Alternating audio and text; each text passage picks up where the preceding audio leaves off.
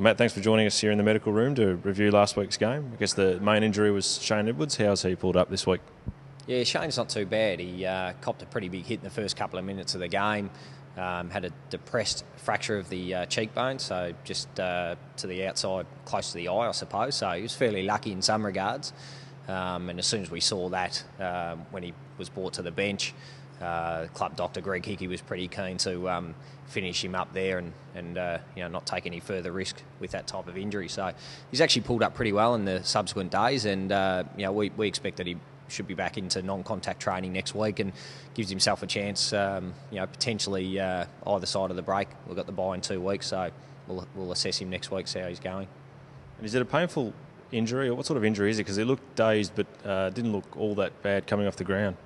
Yeah, I think like Shane actually initially felt like he wanted to get back out there and play, and so he certainly wasn't in a lot of pain.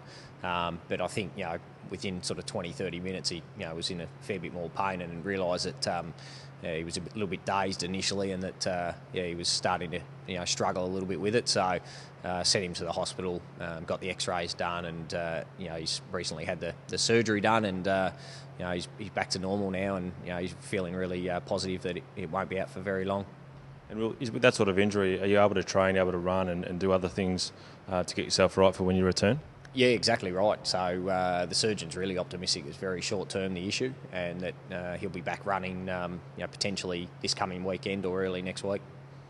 Some other injury news with Matt White and possibly Shane Tuck pushing for selection this week?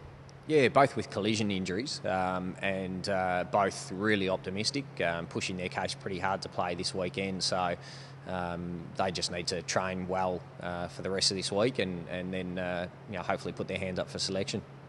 And Dan Connor's another one who's had a soft tissue injury the last couple of weeks. How's his progress? Yeah, Dan's actually tracking along pretty well now. He had a minor quad strain, so he's running at full pace again. He's kicking the football again, and we expect him to return to training, full training next week with the chance of playing next weekend.